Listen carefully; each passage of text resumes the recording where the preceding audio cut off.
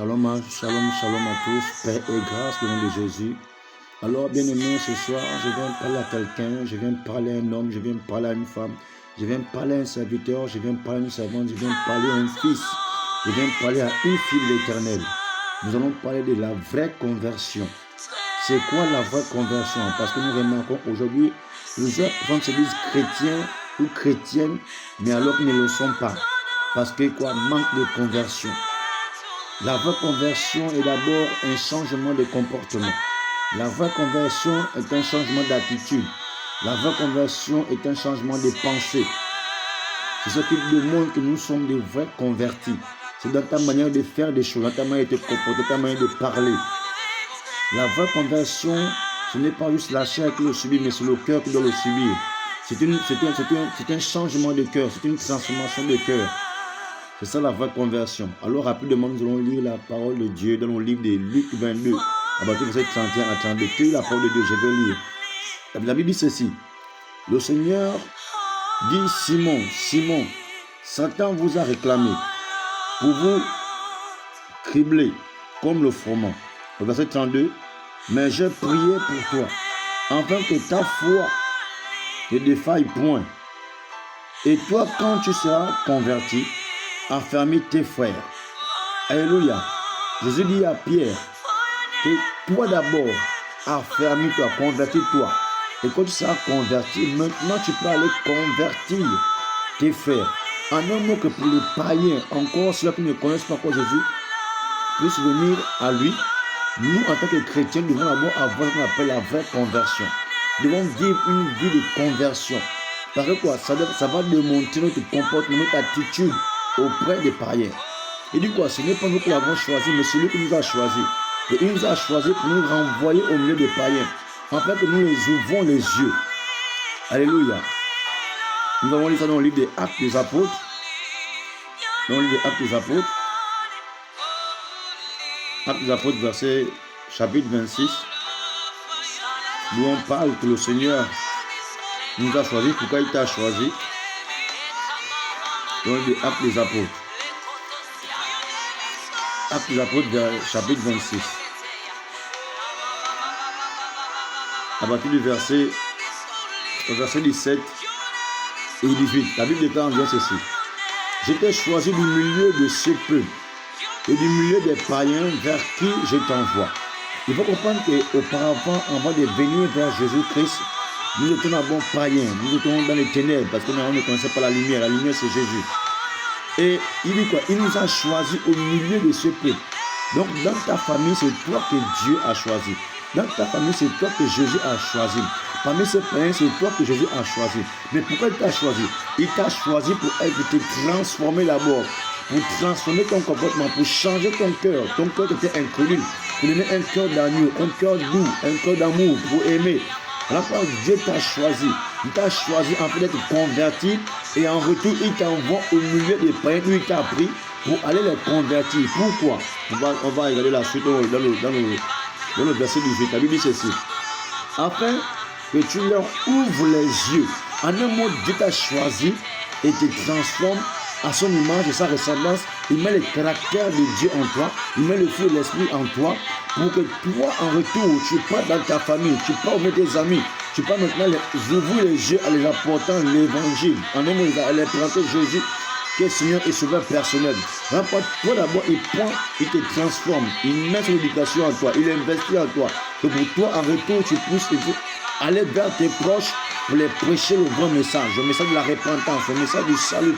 Mais il faut que ceux qui vont vers lesquels tu te diriges pour aller les prêcher Jésus, ils doivent d'abord remarquer premièrement quelque chose en toi, ton comportement. Est-ce que ton comportement a changé? Est-ce que ton comportement qui va influencer ces païens, qui va influencer ceux qui n'ont pas conçu Jésus comme Seigneur et Sauveur personnel, soit positivement, soit négativement? Alors c'est le devoir, nous avons le devoir d'être d'abord convertis avant d'aller convertir les autres. Il faut que notre vie témoigne, notre vie doit témoigner la Christ en nous. On dit que ce n'est plus nous qui vivons, mais c'est Christ qui vit en nous. À cause de quoi notre comportement, notre manière d'agir a changé. Je ne peux pas passer pour de la foi et être la même personne. Bien aimé, le Saint-Esprit travaille toujours, le Saint-Esprit agit. Et Jésus agit, Jésus transforme. Je poursuis la lecture. Pour qu'il passe des ténèbres à la lumière Donc il faut comprendre que ceux qui ne sont pas encore convertis sont dans les ténèbres. Ceux qui ne sont pas encore convertis sont dans les ténèbres. Mais toi qui es converti, toi qui as connu Jésus-Christ comme Seigneur et Sauveur personnel, tu l'as accepté, tu le sers, tu es un fils de lumière. Et Dieu t'envoie dans les ténèbres afin que toi qui es la lumière, tu pas éclairer dans les ténèbres. Donc la Bible dit que nous sommes la lumière du monde. Et la lumière est censée éclairer dans les ténèbres. Pourquoi les ténèbres? C'est ceux-là qui n'ont pas encore accepté Jésus-Christ comme Seigneur et Sauveur personnel. Mais nous qui l'avons accepté, dit que allez des nations, pas des nations des disciples. Donc nous nous avons mandaté, nous avons donné ce mandat d'aller vers nos frères pour les prêcher que Jésus est vivant, que le salut est encore disponible pour tout le monde. Alléluia. Je prends la suite. Quitter des ténèbres à la lumière et de la puissance de Satan à Dieu. Il faut comprendre que s'ils n'ont pas encore accepté Jésus comme Seigneur et Sauveur personnel, c'est parce qu'il y a des forces qui les retiennent, il y a des forces obscures qui les empêchent de connaître qui est Jésus, qui les empêche d'accepter qui est le Seigneur. Parce que s'ils acceptent Jésus comme Seigneur et Sauveur personnel, ils vont sortir des ténèbres, ils vont sortir entre les mains de Satan pour venir à Jésus-Christ de Nazareth. Alléluia. Qu'ils reçoivent par la foi en moi le pardon des péchés et l'héritage avec les sanctifiés. Donc, pourquoi nous devons partir vers nos frères, vers nos soeurs, ou bien vers nos parents, pour qu'ils viennent en Christ, pour partager l'héritage avec les héritiers, c'est-à-dire avec les sanctifiés, c'est-à-dire nous chrétiens, nous qui avons accepté Jésus comme Seigneur et Sauveur personnel. Mais cela, là n'est pas le problème. Le problème, c'est est-ce que réellement nous sommes convertis? Est-ce que réellement, quand on nous regarde, notre manière de faire les choses a changé? Ou bien nous avons un mauvais témoignage de Jésus dans nos vies? Pour que les païens puissent reconnaître que Jésus est Dieu, il faut d'abord que notre témoignage parle. Il faut d'abord que notre vie parle, notre manière de se comporter parle, notre manière d'agir parle. Alléluia. Donc j'invite tout chrétien, toute chrétienne, fils de Dieu, fille de Dieu, homme de Dieu, servante de Dieu, à avoir une réelle conversion avec Jésus, à avoir une réelle conversion avec Dieu. C'est ça qui fait de nous des vrais serviteurs. C'est ça qui fait de nous des vrais chrétiens. On n'est pas juste chrétiens de la bouche, mais notre comportement doit parler. Le comportement, les actes doivent montrer que nous sommes chrétiens et que nous appartenons autant pour moi au royaume des cieux. Nous appartenons à un royaume, le royaume divin, dont le maître est Dieu, dont le roi est Dieu, dont le roi est Jésus-Christ de Nazareth. C'est sur ce message que je voulais partager avec mes frères et mes soeurs. Alors je prie que Dieu nous aide, que ceux qui n'est pas encore réellement convertis, qu'il donne sa vie totalement en Christ. Donnons pas nos vies en moitié avec le Seigneur, donnons-nous totalement en Christ, afin qu'il transforme nos vies, afin qu'il nous change complètement à son image et sa ressemblance. Il a dit, soyez mes imitateurs. N'imitons pas Dieu dans une certaine partie, et là on laisse notre partie, imitons Dieu dans tout. Merci. Alors je prie pour toi, bien-aimé. Je prie que la grâce de Dieu te localise.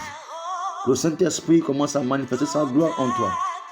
Je prie au nom de Jésus-Christ de Nazareth, que ce que tu n'as pas pu avoir, que en ce temps et en cette année, tu le tiens maintenant au nom de Jésus. Parce que la Bible dit dans le livre d'Hébreux chapitre 13, verset 8, qu'il n'a pas changé. Il est le même hier, aujourd'hui et éternellement. Je crois que tout est encore possible pour toi, avec le Seigneur Jésus-Christ de Nazareth. Tout est possible pour nous. Il dit rien n'est impossible à celui qui croit. Je prie que tu sois affermi. Je prie que tu sois converti. Que ton cœur soit réellement converti. Il y a des venus à moi que tu es chargé et fatigué. Peu importe les problèmes que tu as fait, je prie que tu les déposes au pied de Jésus, au pied du Maître. Et que lui se te donne son fardeau. Il te donne sa paix. Il te donne son amour. Il te donne sa joie. Parce qu'il te connaissait dans le sein de ta mère. Merci mon Dieu. Merci pour ce peuple merveilleux qui vont écouter ce message. Merci pour les hommes qui vont réellement être convertis par toi. Père, que ne voie pas juste un homme qui parle, mais que tu parles au travers d'un homme. Et que ce message touche une génération. Et que ce message touche des personnes, des hommes et des femmes. Et des enfants. Père, qu'il y a une réelle transformation dans la vie chrétienne. Dans l'église en général. Que nous soyons réellement convertis. Ô Dieu de gloire. Merci mon Dieu. Que l'honneur et la gloire, Seigneur Jésus, te soit rendu. Au nom de Jésus-Christ de Nazareth. Amen.